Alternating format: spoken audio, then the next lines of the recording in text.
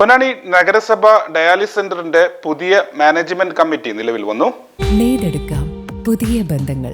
Bridal Craft the Wedding Mall, Pan Bazaar, Tirur. Ponnani നഗരസഭ dialysis സെന്ററിന്റെ പുതിയ മാനേജിംഗ് കമ്മിറ്റിയുടെ പ്രഥമ മീറ്റിംഗ് മുനിസിപ്പൽ കൗൺസിൽ ഹാളിൽ വെച്ച് നടന്നു. നഗരസഭാ ചെയർപേഴ്സൺ CV സുധ അധ്യക്ഷത വഹിച്ചു. ഡയാലിസിസ് സെന്ററിന് വേണ്ടി പണിയുന്ന പുതിയ കെട്ടിടത്തിന്റെ പ്രവൃത്തികൾ പൂർത്തീകരിച്ച് ഷിഫ്റ്റ് ചെയ്യുന്നതിനുള്ള ഇടപെടലുകൾ നടത്തും.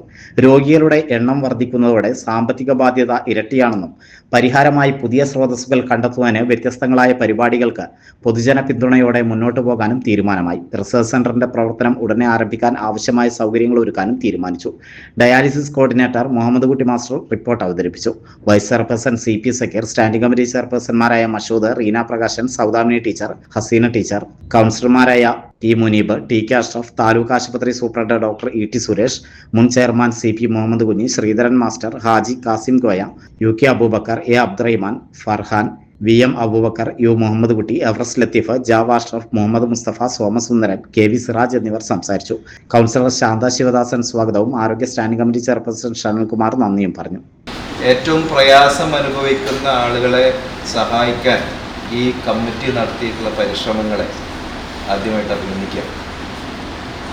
ഇതിൽ ഏറ്റവും പ്രധാനമായിട്ട് നമുക്ക് വേണ്ടത് ഇതിൻ്റെ ചെലവിലേക്കുള്ള പണം കണ്ടെത്തുക എന്നുള്ളതാണ്.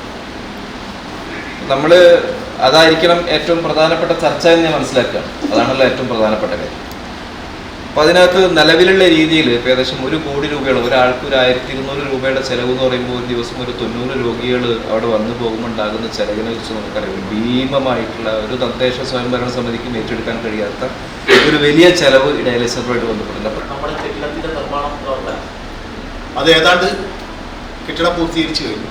ഇനി അതിലേക്ക് ആവശ്യമുള്ളത് യഥാർത്ഥത്തിൽ ഒരു 10-40 വർഷം കഴിഞ്ഞാലും പുതുമയെന്ന് തോന്നിക്കുന്ന നല്ല സുരക്ഷിതമായിട്ടുള്ള മെഡിക്കൽ ഉപകരണങ്ങൾ, മറ്റ് സംവിധാനങ്ങൾ മെച്ചപ്പെട്ടതാകാൻ അത് ഉറപ്പുവരുത്താൻ വേണ്ടിയിട്ടുള്ള ഒരു ടീം നമുക്കുണ്ടാവണം. അതിന് ഏറ്റവും അനുയോജ്യമായ നല്ല കാഴ്ചപ്പാടുള്ള ഈ ഡയാലിസിസ് സെൻറ്റർ ഏറ്റവും മികച്ച രീതിയിൽ പുതിയ കാലത്തിനനുസൃതമായി കൊണ്ടുപോകാൻ കഴിയാവുന്ന രീതിയിൽ എങ്ങനെ അതിലെ ഉപകരണങ്ങൾ, സംവിധാനങ്ങൾ നമുക്ക് ഒരുക്കാൻ പറ്റും എന്നത് സംബന്ധിച്ച് നല്ലൊരു പഠനം നടത്തി തന്നെ നമ്മൾ ചെയ്യണം. അല്ലെങ്കിൽ പിന്നീട് നമുക്ക് ഖേദിക്കേണ്ട സാഹചര്യം ഉണ്ടാകരുത്. വേൾഡ് കപ്പ് ആവേശത്തെ എങ്ങനെയാണ് ഡയാലിസിസ് സെന്ററിന്റെ ഒരു മുന്നേറ്റത്തിന് അല്ലെങ്കിൽ സാമ്പത്തികമായിട്ടുള്ള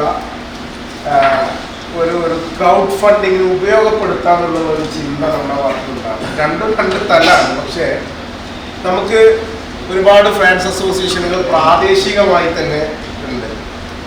അവരെ ആ അർത്ഥത്തിൽ ഉപയോഗപ്പെടുത്താൻ നമുക്ക് കഴിയും. അതിനുള്ള ചെറിയ ചെറിയ പ്ലാനുകൾ നമ്മൾ ഉണ്ടാക്കിയാൽ അവരൊക്കെ അതിൽ ആകർഷകരാകും എന്നുള്ള കാര്യത്തിലും തർക്കമില്ല.